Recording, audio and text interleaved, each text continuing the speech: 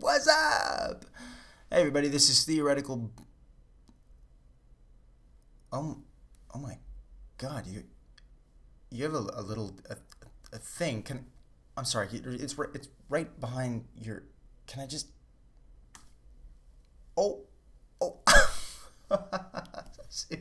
I got you. I got you. Okay. So, this is part two in my review of the debate between Matt Slick and Matt Dillahunty on the Atheist Experience show, brought to you by Texas. My advice is that you watch the debate, if you haven't already, before delving into my stuff. The video link is on the right. You won't be completely lost if you don't, just because knowing me, this series is probably going to end up turning into my own version of a rebuttal to Matt Slick's argument. But it would be helpful and informative and a great way to stay in shape. So there were moments where Dillahunty nailed Matt on a few things, and they were small, but they were noteworthy. He got Matt on begging the question in one of his premises by using the phrase "not the product of human thinking" as opposed to "not the product of thinking." He got him on the thing where he was trying to reason that if the application of a thing is conceptual, then the thing itself must be conceptual, which is a fallacy. But Dillahunty never really followed through, and he sort of let Matt change the subject. Oh, by the way, when I say just Matt, I'm probably talking about Matt Slick, unless I indicate otherwise, and I'll just say Dillahunty when I'm referring to the host. To me, the most important thing that Dillahunty said, the most important point that he made, was when he asked Matt, "Can God make A not A?" And Matt said no. And Dillahunty said, "Well, why not?" And Matt said, "Because it would be a logical contradiction." And Dillahunty said, "Well, that means that God is subject to the laws of logic." So, Matt filibustered for a second. And then he eventually came back with this. I'm going to try to do my best Matt Slick impression. "Logical absolutes are a part of God's nature and essence. God cannot make something both A and not A, any more than God can lie or stop being God, because God has a certain nature, and God must act consistent with his own nature. God cannot make a square circle because it's a logically impossible thing." God, that was so bad. Why must God act consistently with his nature, though? What is it about existence that necessitates that God act consistently with his nature? What does that even mean? Why is God's nature even consistent? Is it just that God's nature happens to be consistent and that God cannot behave in a way contrary to his nature? Then why not? I wish Dillahunty had pursued this line of thought, because it really could have been a game changer.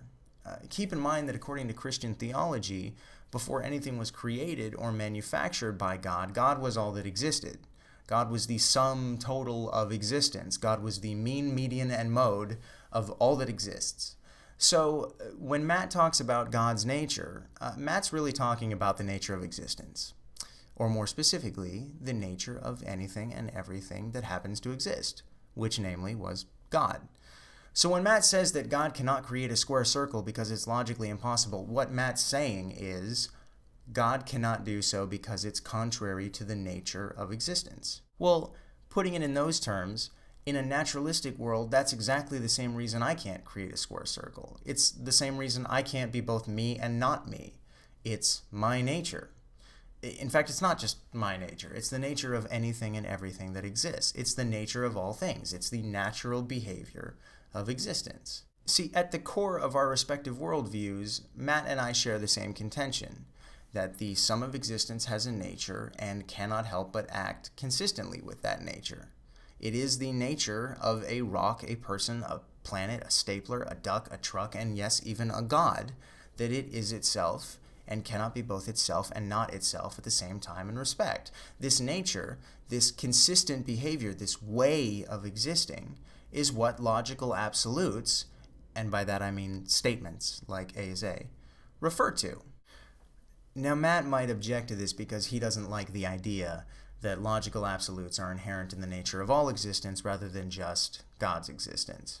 Matt probably wants God to seem as special as possible. And so Matt might say, well, just because God happens to have been the only thing that exists does not mean that logical absolutes are the nature of everything that exists. They're still just the nature of God, and God happened to be everything that exists.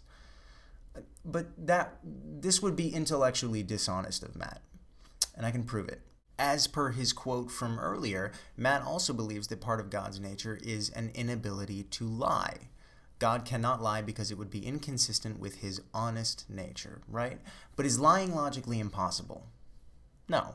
And in fact, it seems God is perfectly capable of bringing something else into existence which can lie, even if lying is impossible for God himself. So needless to say, God can create something that has a different nature from his own. But can God bring something else into existence, which can be both A and not A? Can God create something inconsistent with logical absolutes? No.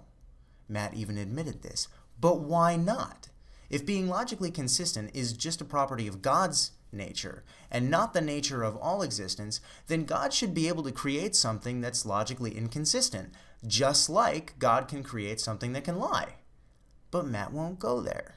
What this means is, whether Matt is aware of it or not, he believes that honesty is an example of something that is just the nature of God, whereas logical consistency is the nature of all things and all existence. I love this because Matt likes to tell atheists that they are necessarily borrowing from a theistic worldview. But the irony of Matt's argument is that the inverse is true. Matt blatantly, shamelessly borrows from a naturalistic worldview. In fact, he even uses the same root word, nature. That is to say, underneath it all, Matt believes that it is natural for something that exists to be what it is and not what it is not. When Matt says that God can't do this or can't do that because it's logically impossible, there's a causal inference there. X is logically impossible, therefore God can't do it. To anyone with some sense, that means that God is subject to and bound by logical absolutes. Or not logical absolutes, but that to which logical absolutes refer. But I imagine Matt doesn't like the way this sounds very much, and Christians for the most part tend to believe that God shouldn't be subject to anything. And so his response is to say that logical absolutes are a part of God's nature. Well, that's a nice little semantics game, but it just takes the same conclusion and rewords it. God is subject to his nature. And as I just showed, it's not just God's nature. It's the nature of everything that exists. So God is subject to the nature of existence, which is exactly what logical absolutes address. Stop borrowing from my worldview, Matt. Get your own.